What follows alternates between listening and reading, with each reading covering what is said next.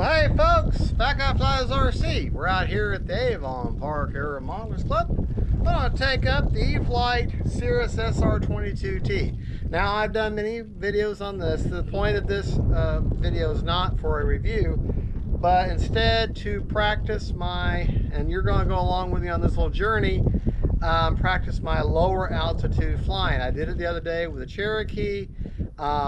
People seem to really like it, and it helped with the video of the plane because then I had more of a background, because lately I've had nothing but clear blue skies, which are beautiful but make for a boring video. But at the same time, practicing your landings and lower altitude flying is great, because if you're up high, you got plenty of time to think, you can do what you want, you got altitude as your friend. Don't be so high you can't see the plane or tell what it's doing, because then you're too high. But down lower it's much riskier.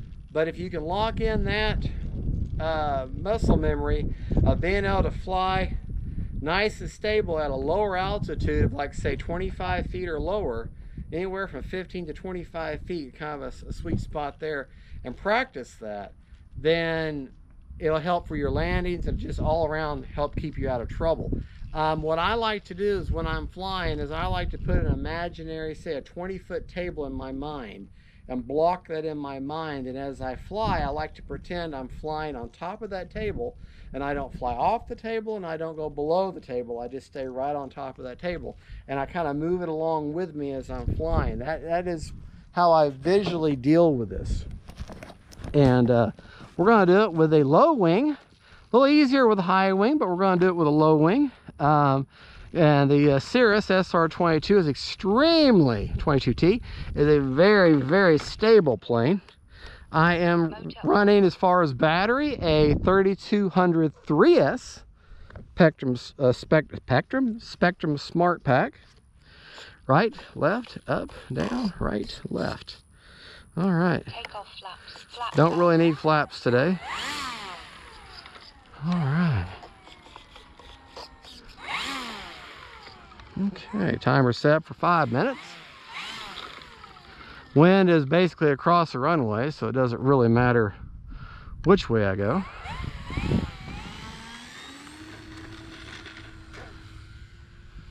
All right.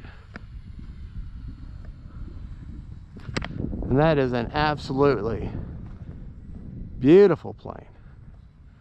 All right, let me find my table where I'm happy. Landing flaps. Might keep the landing flaps in. My table may have to be a little bit higher with this plane. Flaps up. All right.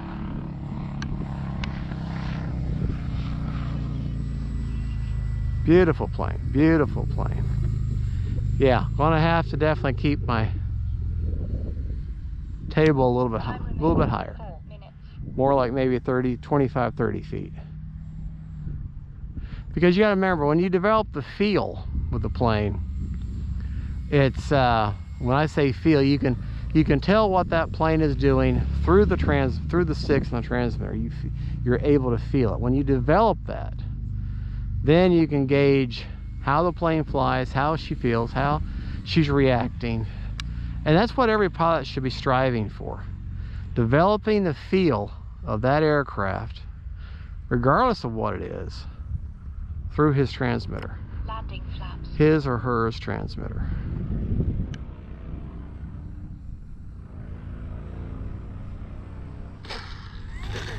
Flaps up. Little bounce and go there. All right. Let's try to bring her by kind of low and right down the runway.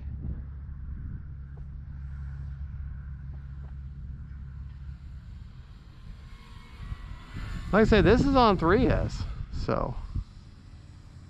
Time remaining 3 minutes.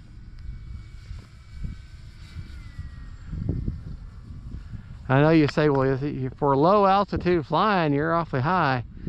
Well, like I said, it depends on each plane. Each plane you feel more comfortable Now, as I get more comfortable with this plane, I might want to fly her a little lower.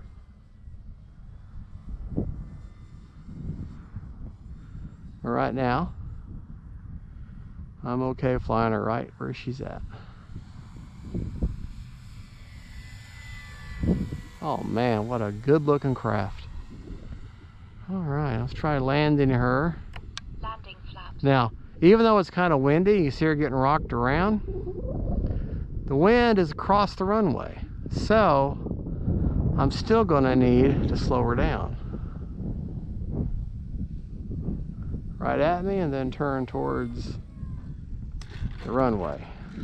Now, I'll tell you, you don't beat yourself up when normally you're able to land nice and buttery smooth, but then you come out here with the same plane and you got that crosswind runway and a cross runway wind, and you're thinking, now my landings are kind of jerky and nasty. You know, don't let that bother you. Okay. Yeah, the physics have changed a lot in regards to your landing now. So instead of you landing against the wind or with the wind, and you're used to that kind of control, now you're flying with a wind against your one side. So that completely changes how the plane reacts. So if you're not used to that, don't get upset that your landings aren't as pretty as they used to be. And besides that, why beat yourself up ever on anything in this hobby? The whole point of this is to have fun. Come right at you and then turn towards the runway. There you go. But yeah, crosswind landings, you're going to basically fly the plane pointed right at you. And then when you get over the runway and you're about ready to touch down, then you turn the plane in the direction the runway runs. So, but it's all about timing. It's not perfect.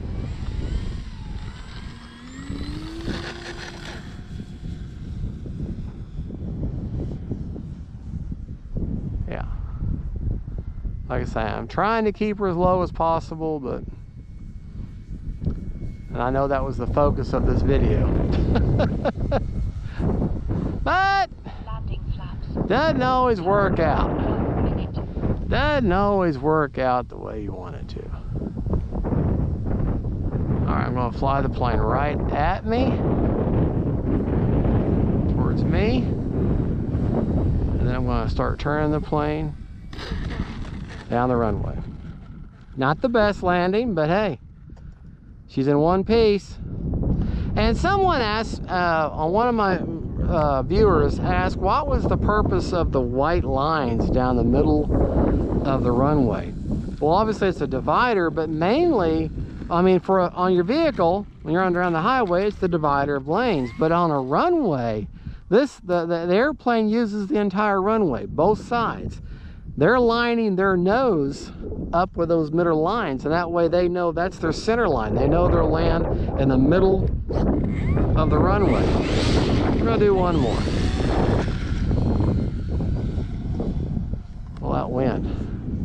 30 seconds. Yes, yes, yes. 30 seconds. All right. Landing flaps. 20 seconds. Okay, okay, British lady.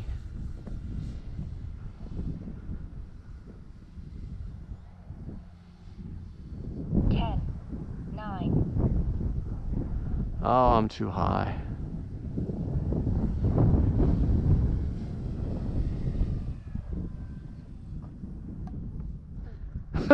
Too high, and it's probably the best landing of the day so far.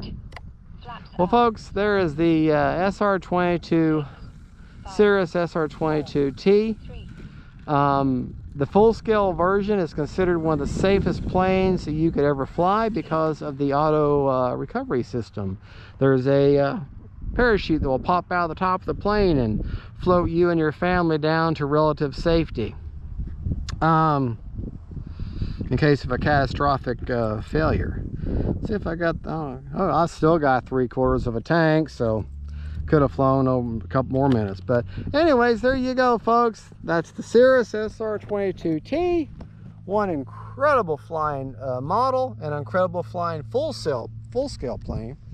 And I want to thank you for watching. Don't forget to like and subscribe. And I'm getting choked up. It's so emotional. Don't forget, faith, family, and friends, and them planes. Bye, y'all. Bye-bye.